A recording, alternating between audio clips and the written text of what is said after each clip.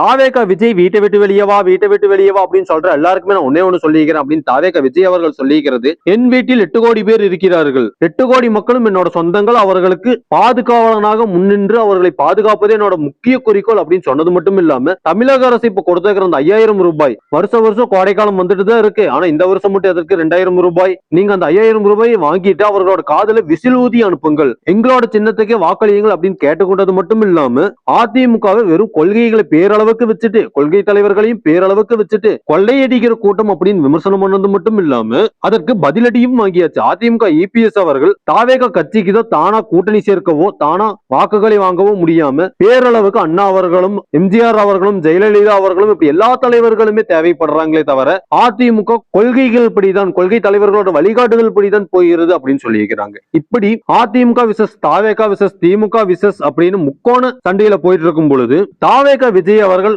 முக்கியமான ஒரு பாயிண்ட் சொல்லியிருக்கிறாங்க. ஆட்சியிலும் பங்கு அதிகாரத்திலும் பங்கு நாம் போட்ட வெடி இப்ப வெடிச்சிட்டு இருக்கு. இது முதல் மாநாட்டுல ஆட்சியிலும் பங்கு அதிகாரத்திலும் பங்கு ஆரம்பிச்சதுல இருந்து இதுவரைக்கும் யார் கூட்டணி பேச்சுக்கள் பேசினாலுமே ஆட்சியிலும் பங்கு வேணும் அதிகாரத்திலும் பங்கு வேணும் இதுதான். இப்ப திமுக கூட்டணியில காங்கிரஸ் ஆட்சியிலும் பங்கு அதிகாரத்திலும் பங்கு கேட்கறதுக்கு திமுக கூட்டணி ஓபனாவே சொல்லிட்டாங்க, ஆட்சியிலும் பங்கு அதிகாரத்திலும் பங்கு தமிழக அரசுக்கு திமுக கூட்டணிக்கு எப்பவுமே செல்லாது, வேண்டாம் அப்படின்னு சொல்லிட்டாங்க. இருந்தாலும் கூட இப்ப தாவேகா விஜய் அவர்கள் ஓபனா திமுக கூட்டணிக்கும் திமுக அரசுக்கும் ஜெயிக்கிறதுக்கு தான் திமுக கூட்டணி தேவைப்படுதே தவிர, கூட்டணி கட்சிகள் தேவைப்படுதே தவிர ஆட்சியிலும் பங்கு அதிகாரத்திலும் பங்கு கொடுக்கிறதுக்கு கூட்டணியில் பங்கு தேவையில்லை. அவர்கள் கொள்ளையடிக்கிறதுக்கு மட்டும் தனியா போவாங்க, ஜெயிக்கிறதுக்கு மட்டும் கூட்டம் தேவைப்படுது அப்படின்னு ஒரு கருத்து சொல்லியிருக்கிறாங்க. இது திமுக கூட்டணிகளும் மிகப்பெரிய சலசலப்பை ஏற்படுத்தும். கண்டிப்பா தாவேகா விஜய் அவர்கள் தேர்தல் அறிக்கை ரெடி ஆயிட்டு இருக்குது, விரைவில் தேர்தல் அறிக்கை வெளியிடப்படும் அப்படின்னு சொல்லியிருக்கிறாங்க.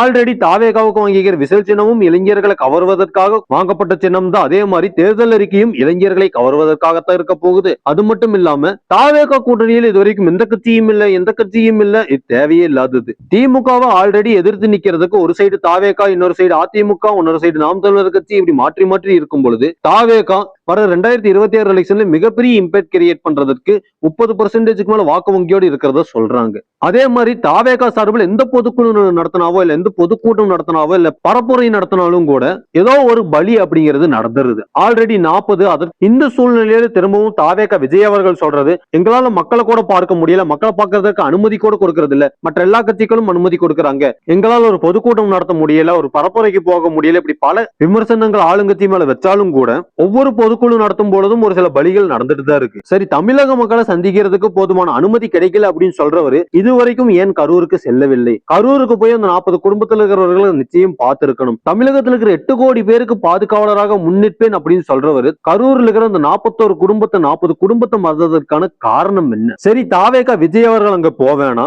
ஆதவ அர்ஜுனா அது மாதிரி பெரிய நிர்வாகிகள் இருக்கும்போது ஏன் செங்கோட்டையன் அவர்கள் வந்தாச்சு, அவர் கூட போய் பார்த்திருக்கலாமே. தாவேகா சார்பில் இது ஒரு மிகப்பெரிய வருத்தம் இருக்கு. எப்பதான் கரூர் போக போகிறார்? தொடர்ந்து பல கூட்டங்களோ பரப்புரைகளோ நடத்தும் பொழுது பல விபத்துகள் தாவேகா சார்பில் நடந்துட்டு தான் இருக்குது, பல இழப்புகளும் நடந்துட்டு தான் இருக்குது. இதோட முடிவு எங்க போய் நிக்க போகுது? ஓபிஎஸ் அவர்களோட முடிவு என்ன? சசிகலா அவர்கள் புதிய கட்சி ஆரம்பிக்கிறத சொல்லியிருக்கிறார்களே, உங்களோட கருத்து என்ன? இது உங்கள் கடைசி தீக்குச்சி.